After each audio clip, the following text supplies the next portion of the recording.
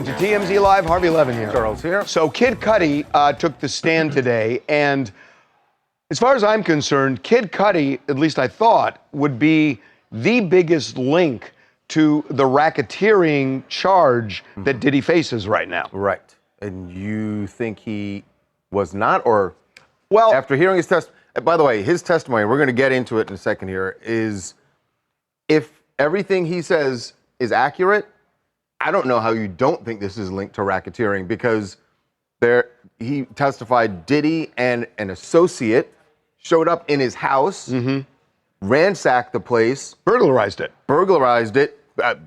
locked his dog in a room, and set his car on fire. Right. Put a Molotov cocktail through the sunroof of the Porsche. Tell me which part of that is not So I'm not. So violent enough. Well, no, let's get into it, because I think this is really important. Let's talk about the testimony. I'm not advocating one way or the other. I see this both ways. Okay. So you've got Diddy, who is using his employees, presumably, to burglarize the house, to throw a Molotov cocktail in his Porsche. And this is all because Diddy is jealous that Cudi is dating Cassie. Right, we should set the timeline here. He said this is December of 2011. Cassie and Diddy have broken up, and Cudi is now dating her. And he gets a call from Cassie saying, Diddy found out that you and I are dating. He's really upset. Can you come get me? Cudi goes and picks her up. They're in his car. They're going to a hotel, he says. And then they get a phone call from a woman named Capricorn Clark. Right. She is an assistant of Diddy's. And she says, I'm sitting in my car outside your house, Cudi. Diddy and another guy are in your house right now. And apparently unwrapping gifts, which to me makes it look like, what's he giving her? Right. I mean, that's kind of what it feels like to me. Yes, because this is right before Christmas. Right. So they start opening up the gifts. Cudi, then his reaction to that is, I got to go back to the house. So and confront he calls Diddy. Right. And says, where are you? And Diddy says, I'm here at your house. So they're going to do a face-to-face. Right. That Kitty is going over there. Cudi is going back to see Diddy. And then Cudi has a change of heart and says, I'm not going to do that. I am going to file a police report. And but we should talk about why he didn't. He said he decided not to go back because Diddy's there with some other guy. He doesn't know what their intentions are. Right. Quite honestly, what he's saying is, I don't know if they got guns and what they're going to do to me. I'm going to file a police report. So he files a police report, and then a period of time passes, and that's when the car gets torched. Right. Not this that is only much time, a couple weeks later, because he said the car got torched in January 2012. So he spent Christmas with Cassie's family in Connecticut. They kind of broke up, and then his car gets torched. He said somebody cut open the top of his Porsche convertible, the soft top, dropped in a Molotov cocktail, and now we have photos showing the damage. There's a red interior to the Porsche. There's a lot of fire damage. You can see where the Molotov cocktail got dropped into the driver's side. The doors all burned. Austin, I don't know what your reaction was to these photos, but when I saw them, I thought, I mean, it's bad, and it certainly shows that a Molotov cocktail, some device was dropped in there. We had heard this as his car getting an attempt to blow up the car. And I guess you could say it was. I don't want to belittle the damage, and it's not even about the damage. Well, look, It's more about, did Diddy order someone to do this? Well, if he did, yes. I mean, I think that's clearly what the jury received here. Right. That Diddy did this, and that, yeah, I mean, if it's not as bad as you thought, it's just they weren't as effective, but they intended to. Right. They weren't good at so making it doesn't Molotov matter. cocktails. It doesn't matter. Yeah, they're bad at making Molotov cocktails, but they did it. But they still did it, and that's the point. Look, these are definitely mafia tactics that are being employed, and the jury is probably going to link those to Diddy. But I'm starting to understand a little bit what Harvey's saying. Let me say it, because I'm going to throw the grenade right now. So yes, we've been having this discussion for a few hours now. These are tactics that organized crime sometimes uses. They will ransack a place. They will threaten somebody. They will blow up a car. Those are all tactics. The question, usually when you have organized crime, you have like a front, in this case, maybe the music business, but then they're operating an illegal business, whether it's selling guns or drugs or something like that. This is either, you could call it racketeering, or you could call it a crazy, criminal, jealous boyfriend. Yeah, look, the way I just think want to dismiss this like it's just a jealous boyfriend? Look, I said they're all crimes. They are all crimes for which he could go to prison. Just not the crime. If he is not the crime using- of racketeering is what I'm Are saying. the employees of the this... way to think about it, Charles, that what Harvey is saying is a racketeering enterprise is if Diddy were running Bad Boy Records and to get an advantage in the record contract and the people he was signing to the label, he put a gun to their head and said, sign this or else. That would be in furtherance of the business he was running. This is a side hustle of he had some sexual predilections and he did some crimes with his employees. That is a little bit different than running a criminal enterprise. And I think that's what Harvey is getting hung up on a bit. These are definitely mafia tactics. No one is questioning that. Well, wait a second. Hold on. So remember, Cassie was his artist. Right. And her mother already testified that when Diddy called asking for the $20,000, he said, "This is money I spent on her." And so Charles, I'm out expenses on this artist. Charles, why did he? You better pay it back. Why did he demand it back? What? Why He did said he? these are expenses. No, I know what he said. Right. Why did he suddenly call Cassie's mother and say, "I want the $20,000 Because back"? she was dating Kid Cudi, Jealous criminal boyfriend. who has an organization doing his bidding, But it's because he's a jealous boyfriend. You don't think mob bosses are jealous and they have petty reasons that they want things But you done, don't go but after, they get it done. You don't go after mob bosses because it's the of their action. It doesn't matter. No, it does matter. It does. No. That's the thing. It does matter. It does matter. It's also it's good for business in that he's head of Bad Boy Records. So therefore, you're maintaining a reputation as a formidable And it's person all over in one of his the artists. shady business. And it's all over one of his artists. Okay. Well, So now I get it. You know, you want to say there's a gray line here's the between thing. whether she's girlfriend or artist. if they believe Cassie, and frankly, I think they're gonna, about extorting her on that airplane, saying, "Do a freak off, or I'm gonna release the tape." They got him on that charge. I mean, that's the interstate transportation of a sex worker using coercion. They got him. And that's an easy one. It's a layup. I think racketeering is a stretch, is all I'm saying. Now, I want to talk about one other thing. The Suge Knight testimony, which I thought was really interesting the other day. Yes, the assistant, Diddy's former assistant, who said that, talked about a moment where the security guard, D-Rock, came running in, said, Suge Knight's down the street at Mel's Diner. They grab guns. D-Rock grabs gun, Diddy grabs guns, and the assistant has to drive them down there. And the assistant was like, what am I getting myself into? With 3 guns in the car that Diddy brought. 3 guns in the car to go confront Suge Knight. And so Suge Knight wasn't there when Diddy got there. I talked to Suge Knight. He's in jail, he's in prison right now, serving a long sentence for something unrelated. And I asked him about this, and I asked him about whether he thought, from his vantage point, because they were enemies, whether Diddy was racketeering. When the cocaine gets involved, it makes people make radical decisions that they normally wouldn't do. So when you asked me before, when he came up there with 3 guns and an assistant, do I think he would have did something? Any person on drugs, at least that type of drugs, you put cocaine and alcohol together, it could happen. So he's dismissing Diddy- it. He's dismissing it he as did it's sort not of dance racketeering. around it. He did dance around it. He did dance around it, but he's saying, look, this is a drug-fueled, jealous guy that is crazy and criminal, and you know, Okay. it All just right. Good closing argument, Counselor. Good closing argument. Angela Sade, Albany, New York. And Diddy, he's a billionaire with power, and too many people are saying the same thing. This isn't just gossip, it's disturbing and believable. The testimonials are too consistent to ignore, and his wealth may have shielded real abuse. Kid Cudi feeling like Cassie played him doesn't quite add up, especially if there was a sit down with all 3, him, Diddy, and Cassidy. It feels like she was trying to escape. Something just isn't adding up. Well, by the way, after she went back to Diddy after breaking up But in fact, Cudi said that by the time the Molotov cocktail happened, she was back with. Well, Cudi kind of thought she was playing both of them, that she was kind of with both of them at the same time. I don't know about that. I get why he would feel that way. I don't know if she was, but I get why he would feel that way because she knew about all those things that he said happened and that she went back to him. So I'm sure to Cudi it feels like, oh, she just used me to make him jealous. Right.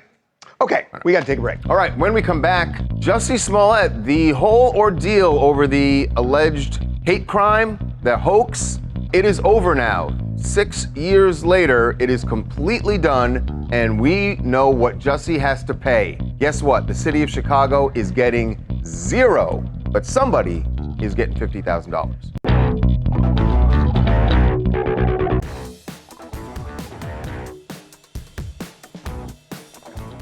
It has been a long ordeal. 6 years. 6 years for, more than 6 years now, for Jussie Smollett and the city of Chicago, who have been going back and forth over the hate crime hoax that went down. That you remember Jussie said that it had happened to him on January, I think it was 29th or 30th, 2019, that two MAGA hat-wearing Trump supporters, AKA the Osundario brothers. yes, who turned out to not be white at all, that they had, yelled things at him, homophobic slurs, racist slurs, and we all know how that all played out. The whole thing. Right. Now, late last year, the Illinois Supreme Court overturned Jussie's conviction. So his criminal and we part should of this say, was over. they did it because he had made a deal already Right. with prosecutors, and he served some community service. They said it's over, so they reversed it. So the criminal part was over, but he was still dealing with a civil lawsuit that the city had filed against him. Well, I should say, they had gotten restitution in the criminal case, but when the criminal case got wiped out, city said, we want our money. Right. For So all the overtime to investigate So it. they filed this civil lawsuit seeking the money, which was, I believe, around $130,000, they Right. said, that they wanted back. Well, now they have reached a settlement, and Victory, Jussie Smollett. Jussie Smollett ultimately wins. There's no other way to put this, that when it's all said and done, he wins because he is going to pay $50,000, but it's not going to the city of Chicago. It's going to a charity. And by the way, the deal, we found out the deal, that the settlement they struck was he got to choose the charity. It's not even like the city said, He chose the charity.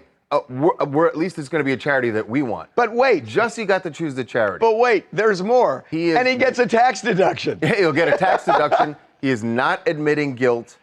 I don't know what the city of Chicago got out of it. Well, check this out.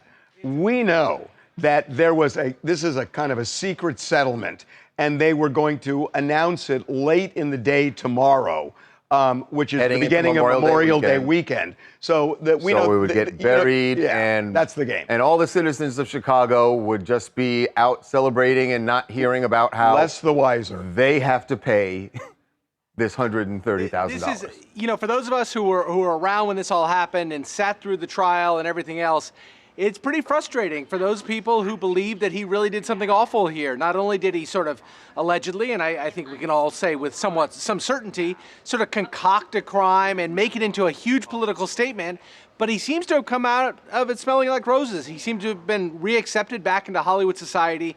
He paid a small fee that, to your point, Harvey, is tax deductible. He suffered no criminal sanction whatsoever. As a matter of fact, in some quarters, he's being celebrated as somebody who took on the system and won. So yeah. I think Jason, at the end of the day, I don't know, Jason, shorthand, he pulled a Trump. you know what he pulled Yes. the Trump. You know who suffered? Which is because that's how this all started, with him trying to attack. Isn't that just to make a point, make a statement unbelievable? about Trump, and He pulled a Trump. wow.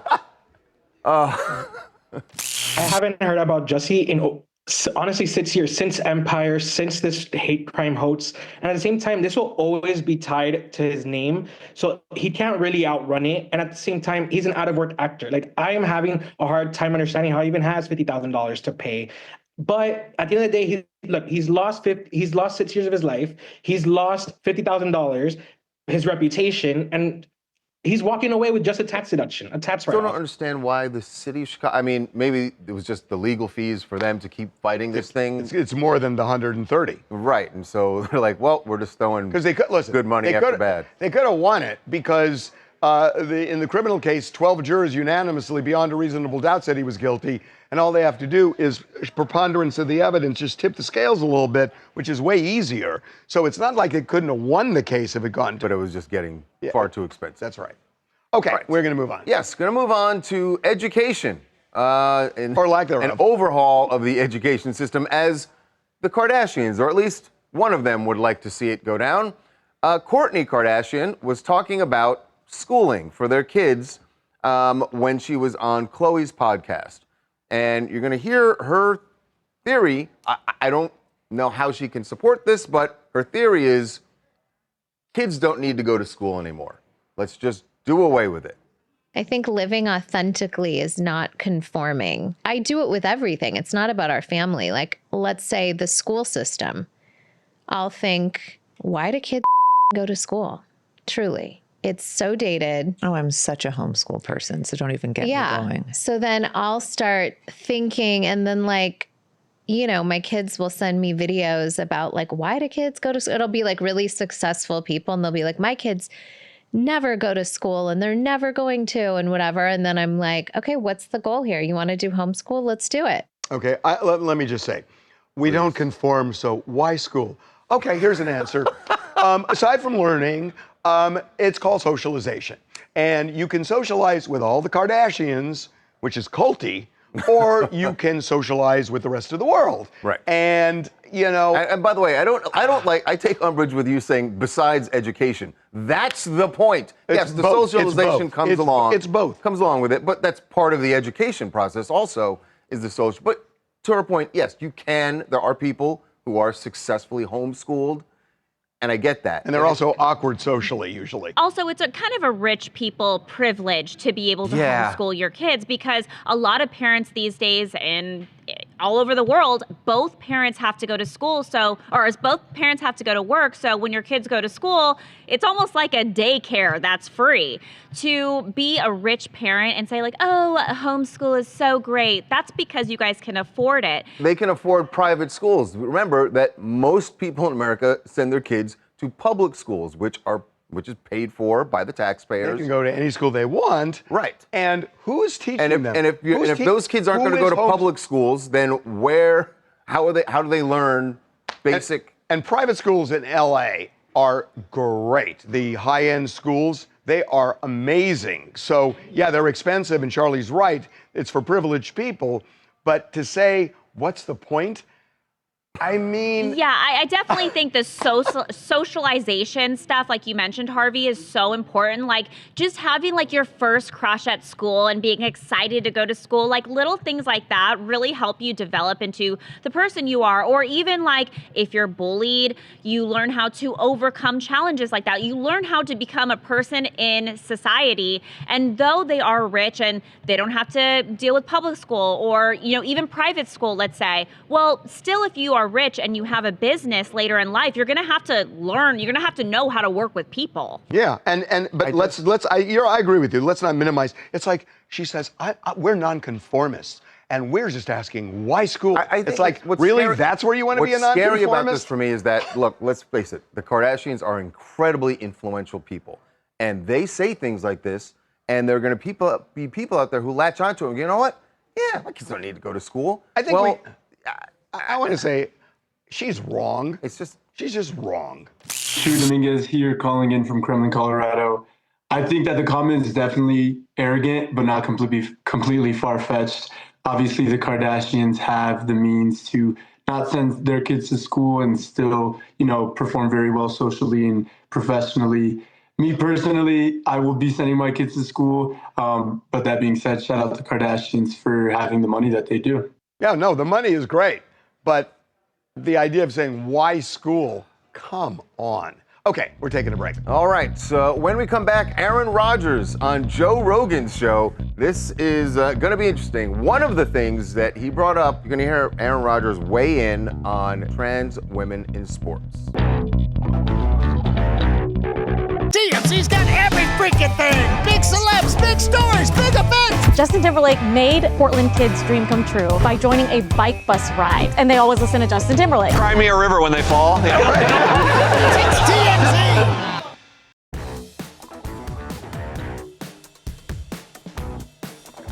Aaron Rodgers and Joe Rogan head to head. There's definitely going to be some interesting topics covered and interesting statements made. One of the things that Aaron Rodgers, by the way, you know what he didn't? When you say head to head, though, I think they're both aligned. I just meant they're sitting in the studio. Fair. Face to face. Okay. Maybe face to face would have been better. But one of the things they didn't cover, Joe didn't ask him anything about the wedding marriage. ring. I know. That's the thing we wanted to hear about. Know this, and he talks for 3 hours. He married. Jeez. Now they didn't get into it. Did he have a ring on, by the way, during this thing? I don't know if we get to see his hands at any point because he's just sitting. It's a tight shot in the studio. See, that's what we care about. 3 hours and all. Hey, what's? Maybe he'll lift up his hands in the middle of this clip where he is talking about the topic of trans women playing sports. And we know that this was one of the issues that President Trump wrote into the White House with those ads. So here's what Aaron Rodgers thinks about it. If you still want to compete and you're a woman, you know, you should you should be protected and only have to compete against other actual biological women. Period. End of discussion. It's not bigoted to say that. The trans women movement is actually anti-woman. 100%, especially when it comes to sports. 100%. Yeah, that's what I mean. Sports. Yeah. You're not seeing trans men dominating anything. No, it's because there's a biological difference. Well, you didn't quite make the point that. I mean, you got you get the point. I mean, and I'm sure, by the way, it's like a 3-hour show, so I'm sure there was much more. Does he lift up his hand at any point? I was hoping he would like. That's kind of what I'm with his thinking hands. too. It's like. What about asking something Italian? Hey, Aaron, if you were Italian, how would you answer I mean, would you answer like this? You know, it's like we want to see the hand. And Joe Rogan is so good. He really is. I mean, he is such a good conversationalist. Right. It almost makes me feel like it's not in his wheelhouse, I think. Look, I don't think what Aaron Rodgers is saying, by the way, he's a controversial person who says a lot of out there things sometimes, but this is not that. I mean, this is something that I think you get 4 out of 5 people in this country and they are going to agree with Aaron Rodgers and Joe Rogan. I think it's absurd that anyone would think that this is a good idea to have a trans woman against women. It's dangerous. Again, this is an issue that 80% of Americans believe should not happen. Yeah, that was a lot of the podcast, honestly. We, like you guys talked about, we expected to be talking about his wedding ring and the Pittsburgh Steelers and is he going to retire and all that. But a lot of the podcast was honestly like all of those, I guess. Well, hold on. Did you guys look at the whole podcast? I did. I didn't watch all the way through. Did he ever lift his hand? Man, you would not believe how many times I tried to scrub through to try to find videos. I couldn't find it, man. And frankly, if he showed it, he wasn't going to tell Joe about it anyways. So. I'm Josh from Long Island, and honestly, I just don't understand why these straight cis men with podcasts are so obsessed with trans people. Like, I'm part of the LGBTQ plus community. I have trans people who are close to me in my life, and I don't think about trans issues nearly as much as these people seem to. And like you guys said, public opinion is already largely on their side, so I don't get why they have to talk about it 24/7. I have a feeling it was a shorter conversation than that, but yeah. Anywho. Okay, we're taking a break. When we come back, the aforementioned President Trump chewing out the South African president over claims of white genocide in his country. Why put on this sort of a show? Why embarrass another nation's leader? We're going to get into that with one of President Trump's supporters who says this was all appropriate.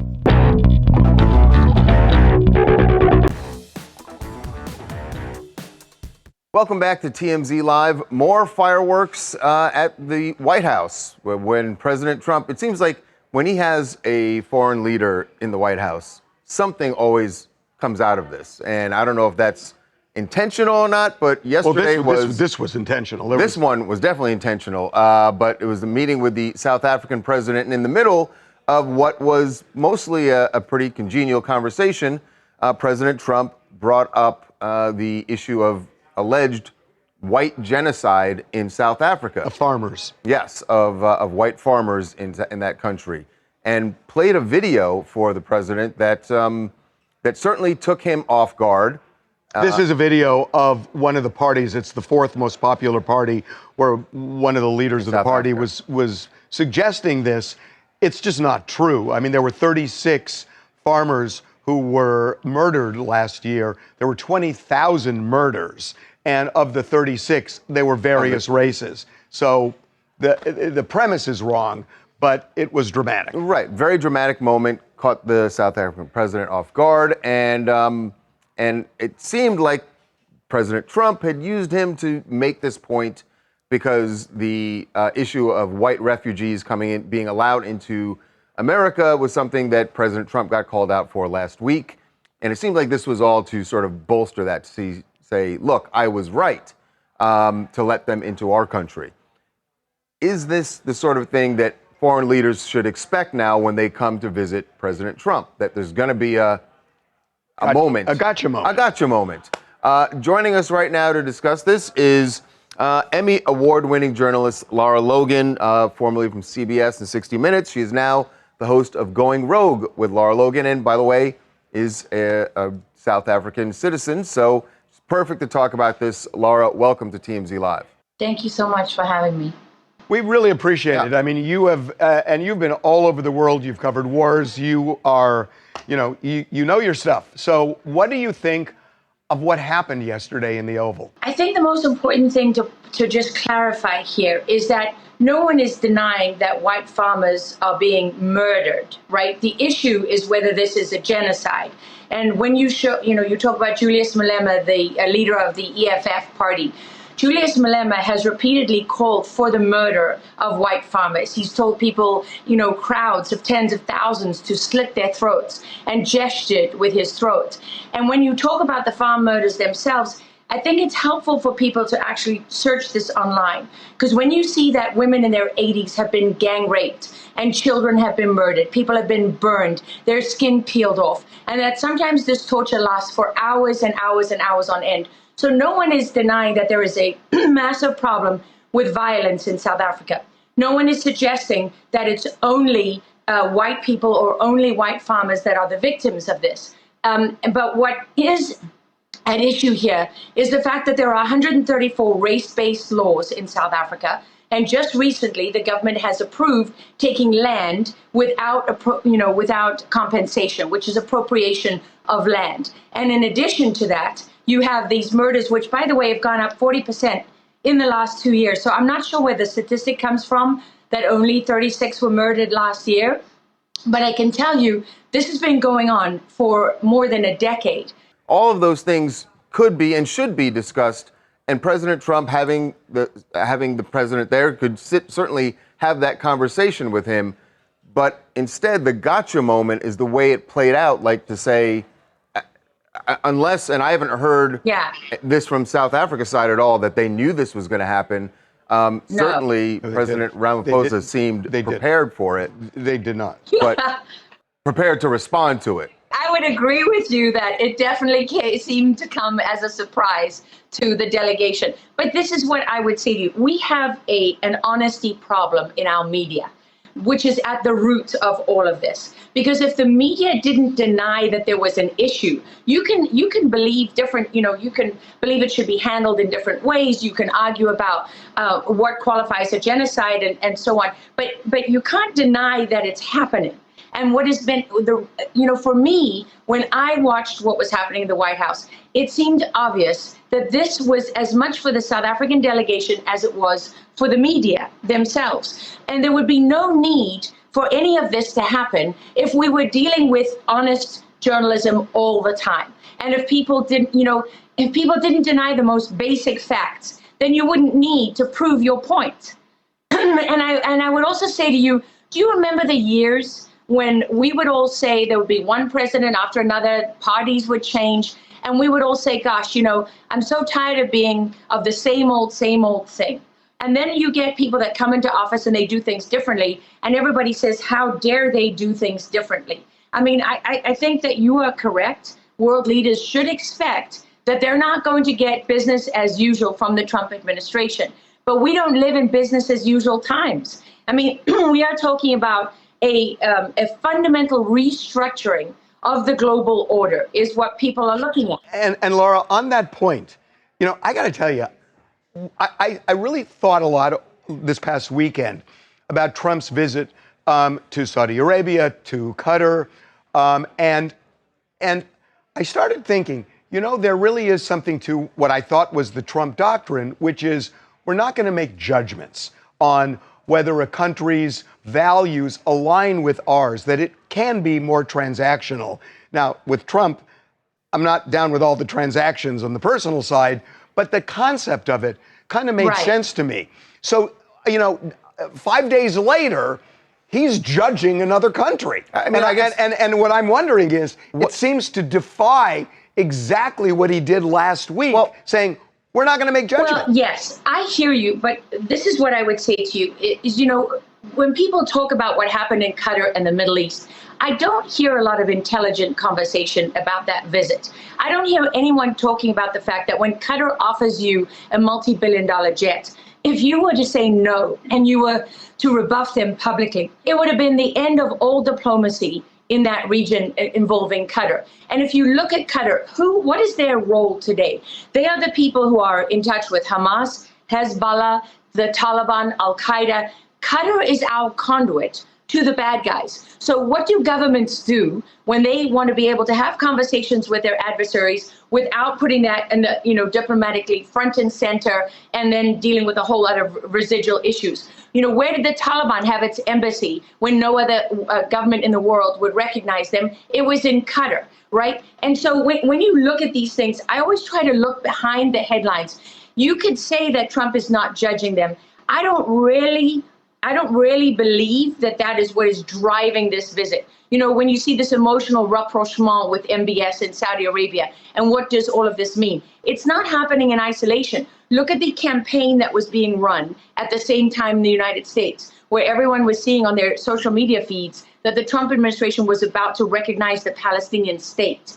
You talk about a show in the Oval Office. Well, that was a show in the Middle East. So, I'm not in the position of saying who we should judge and who we should not judge. I'm a journalist. That's not my job. OK, and I do see your point is that you're saying he's judging here and he's not judging there. I don't think that Trump's trip to the Middle East is about not judging. There's no one in Qatar that is standing up and calling for the genocide publicly of a minority and is following up with race-based laws and following up with land appropriation. But God help you if you're gay there. God help you. God help you if you're gay in Qatar. Well, yeah, you're not wrong. I mean, that's true all over the Middle East. And yet you see this alignment of Marxism, with Islam, and this radical left with Marxism as well, and with Islam. And I don't understand it, because all those people that are LGBTQ, who are out there saying free Palestine, I've been to Gaza.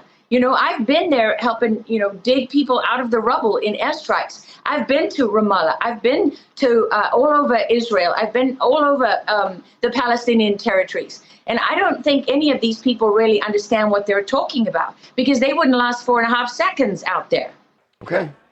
All right. Well, we really Laura, appreciate having you on. You had the insight we needed. Absolutely. Thank you. Well, I love being on, and I can only tell you this. I'm going to send you a video to watch. There's a black guy from South Africa. He did an amazing video, which will give you a perspective of somebody who's not white, who really is gifted in how he expresses it. And I think that everybody should watch that video, because it gives you a great understanding and frees you up from this racial divide. And I just believe that people are united, and what unites us is far greater than anything that divides us. And I think most people believe that. And that's why people voted Trump into office, whether they were black or Hispanic or whatever, in record numbers, because they're tired of this racist rhetoric. Okay. Laura, we appreciate it. Thank you so much. All right. Okay. Host of Going Rogue with Laura Logan. We are going to take a break. All right. When we come back, a huge milestone for Kim Kardashian that has nothing to do with her being a businesswoman or an entertainer or a reality star. This is something she's been pushing for a long, long time.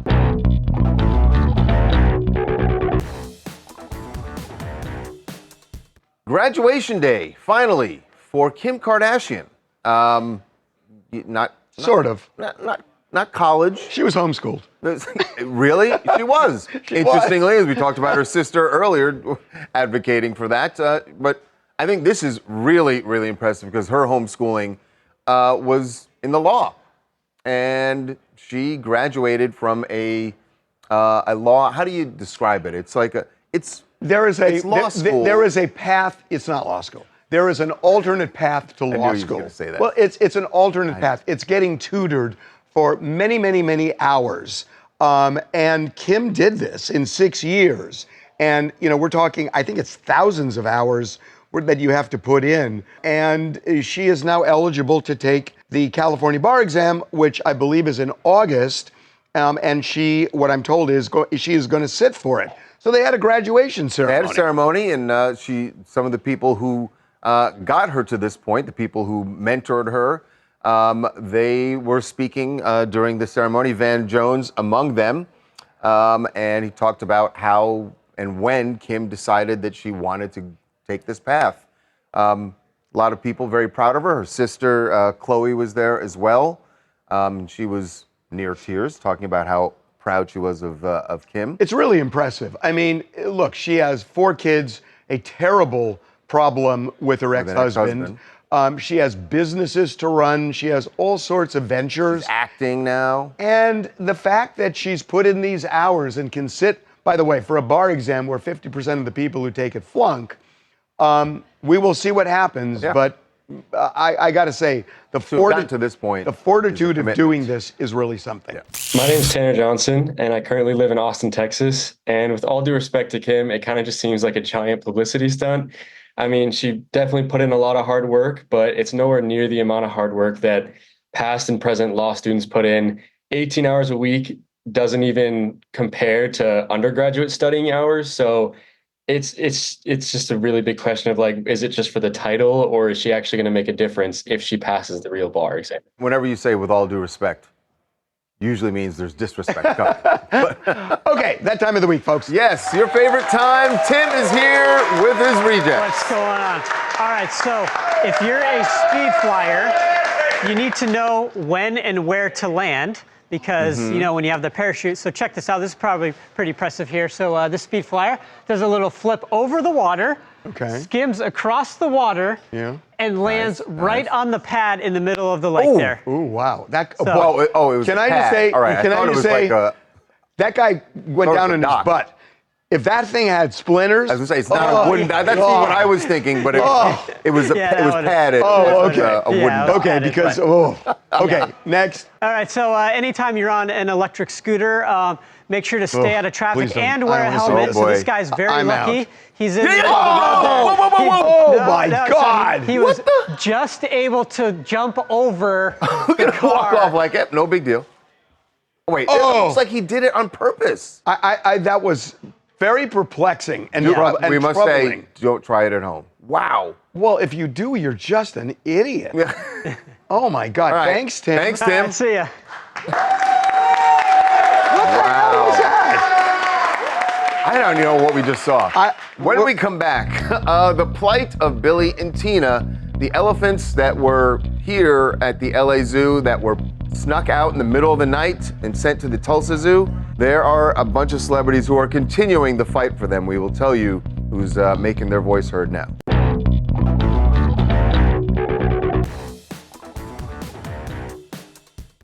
Well, we told you how Cher and several other celebrities have been fighting for the 2 Asian elephants that were here at the LA Zoo for years.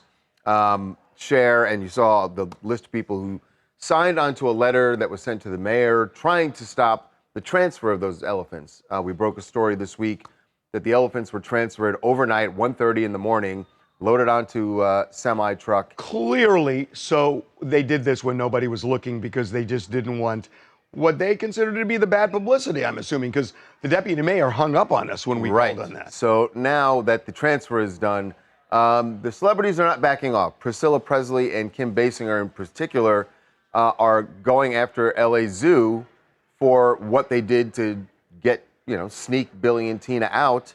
And they just said that this is continuing the reprehensible behavior. But the elephants are gone. They're going to the Tulsa Zoo.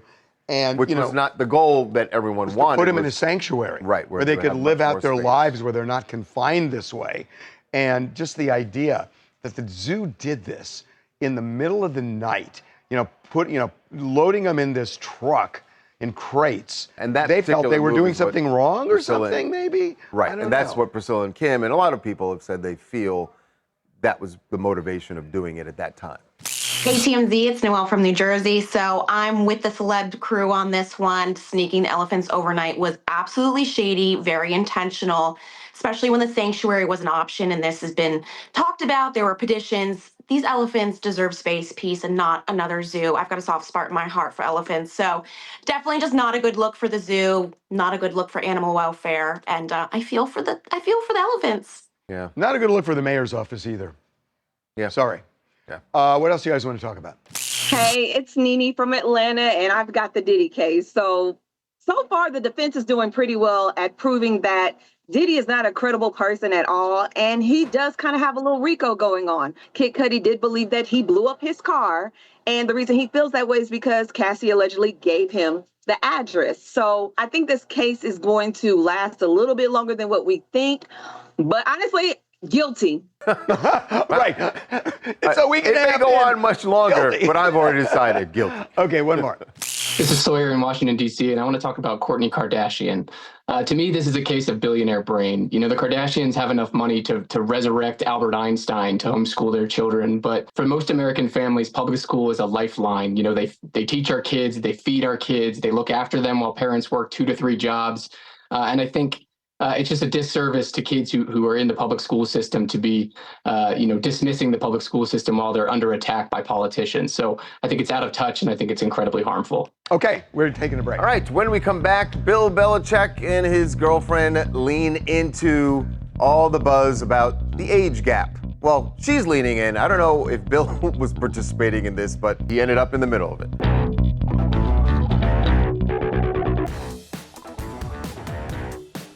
Yes, Bill Belichick is aware that he's 50 years older than his girlfriend, and she certainly knows it too. And you know what? They're fine with that. And in fact, they're fine with making jokes about it now. She posted that, as you could see, Old Bay, the seasoning, Old Bay with my Old Bay. That's hysterical, actually. That's funny. She's kind of leaning into it. I like that. At least you didn't actually show Bill sitting there when she said it. But that's funny. They get the joke, and they're fine as long as they're happy. Bill Belichick, well seasoned. We'll see you tomorrow.